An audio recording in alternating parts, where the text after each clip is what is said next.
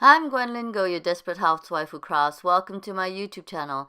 Today I'm going to show you how I watercolored this beautiful stamp from the tan called Fresh Cut Anemones using a new to me technique called watercolor layering. This technique consists of putting a few layers of light watercolor on top of each other once each layer has dried.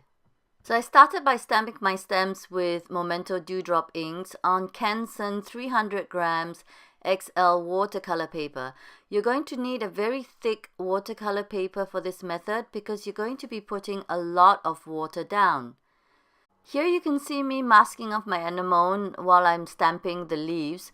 With this method you actually don't have to mask anything because I could have stamped the leaves on top of the flower and then use this technique to create a transparent look, because when you're putting layers and layers of watercolor on one on top of the other, it creates a very transparent look, as you'll see at the end.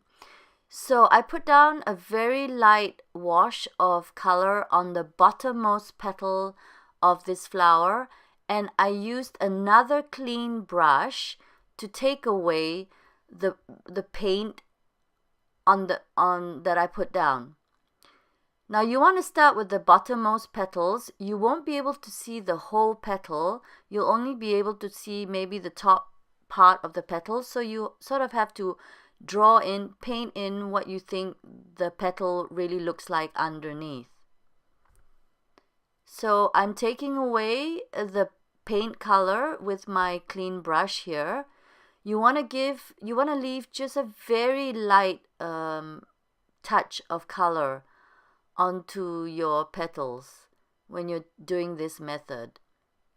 Now I'm starting with the petals that are not touching each other, because when the paint is still wet, if you paint the petal that's next to the one you just painted, the color is going to run into the petal and create a mess.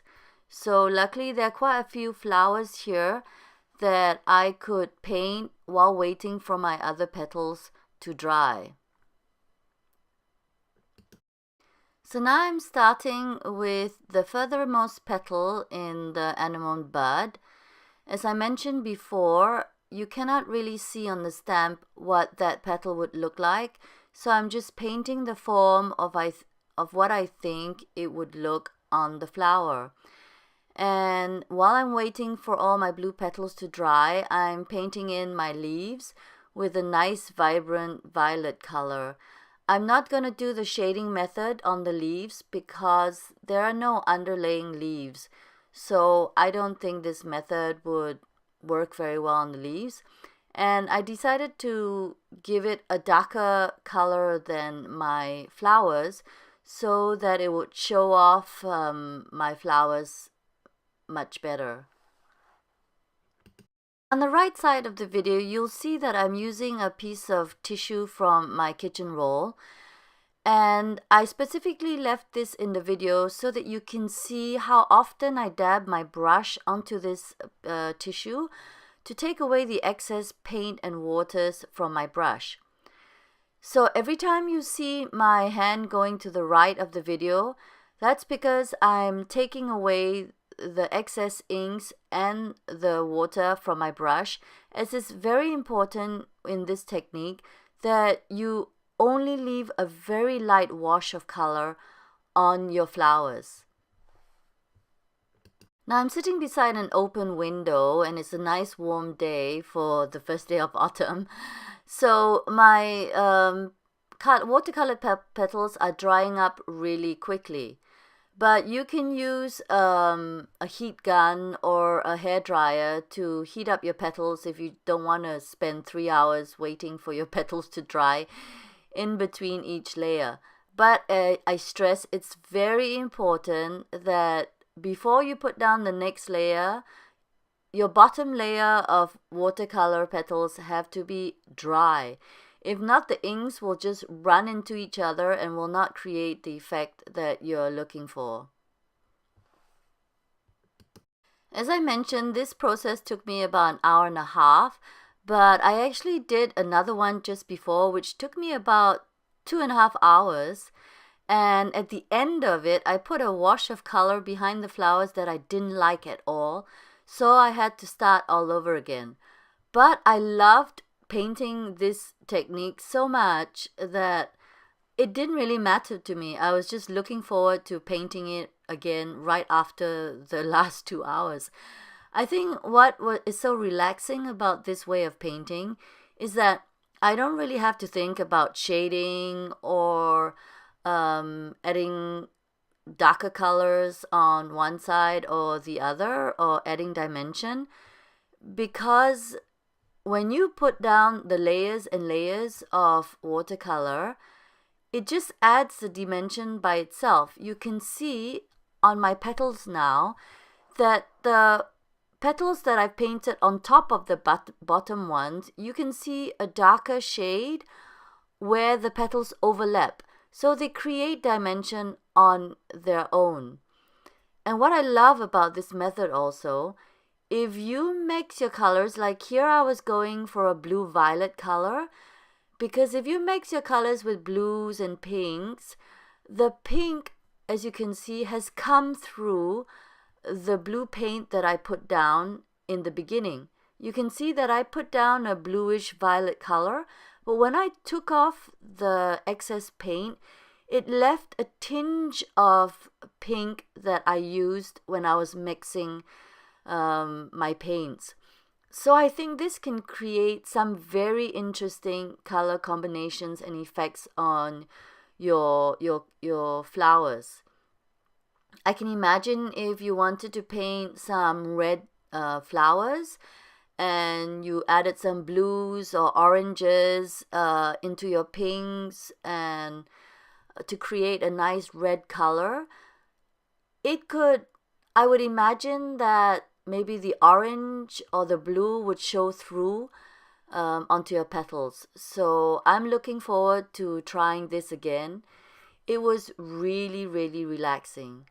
I just put on some nice classical music and then I just painted to my heart's content.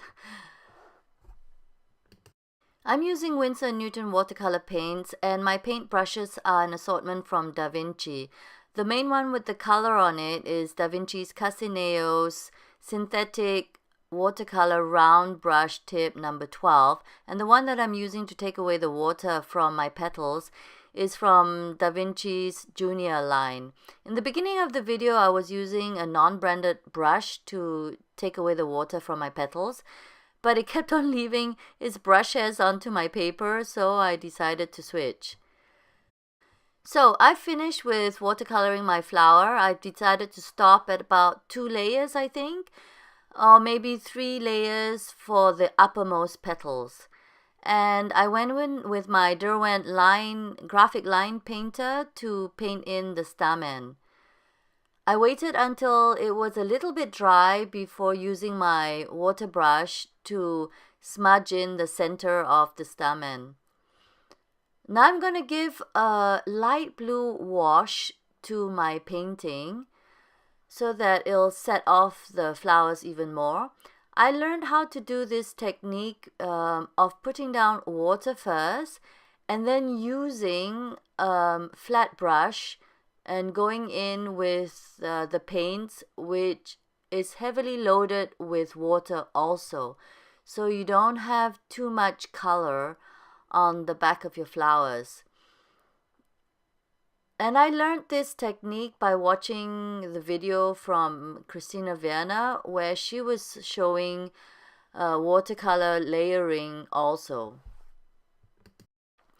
I have to say though that I still have a long way to creating a very nice backwash.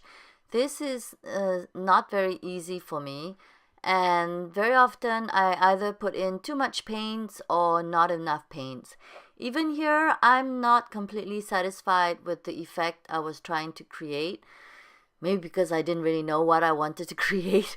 So I just added a little bit more color on the top than the bottom, because I knew I was going to stamp in my sentiment at the bottom, underneath at the bottom of the flowers.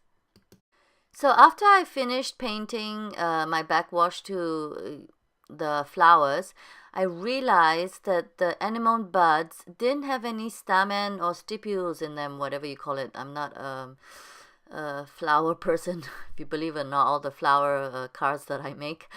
I don't know anything about flowers actually. So I had to paint in the stamens, and I went in with my Derwent graphic line painters. Now and then obviously I had to paint over the petals that were in front of the stamen, and as I had already washed out my palette, I could not get the exact color that I used before, which is also the magic of watercolor, because when you're creating something, you just add paints and it creates a very nice color that you're looking for. But to try and create that again is almost impossible. Well, at least for amateur watercolorists like me. So, which is fine because it gives each painting a very unique aspect to it, but very difficult when you have to recreate the same color. So I think I gave too much color to my anemones because I had to repaint over it again. But, well, lesson learned. I know I'll have to paint the stamen in before I paint the petals. Because with this technique, it's supposed to have a translucent, transparent look to the flowers. So you're actually supposed to see through the petals to see what's underneath and what's inside. So here I am very gently taking away the masking tape that I used to hold down my paper. Now you have to put masking tape because you're going to put a lot of water, and if you don't put on masking tape, your paper is going to warp. So I use a Tombow pen to mark the sides of my watercolor panel, and I'm using a sentiment also from the Tan called Brushed You, together with Stampin' Up! Inks and my Misty. I had to stamp it a few times, so luckily I used my Misty for it. Even after stamping it twice, the inks were not uniform on the stamped word, but I kind of like the effect, so I just left it as it is. To give my card some dimension, I'm using a piece of cardboard to prop up my watercolor panel on my card base. If you're sending the card through the post, it would be advisable to use either a piece of cardboard or foam panel instead of using foam tapes, because it could crease and bend in the mail. So here my card is finished. I hope you liked it, and thank you for watching my video. Give me a thumbs up if you liked it, and subscribe to my channel if you haven't done so already. And thanks for watching. Bye!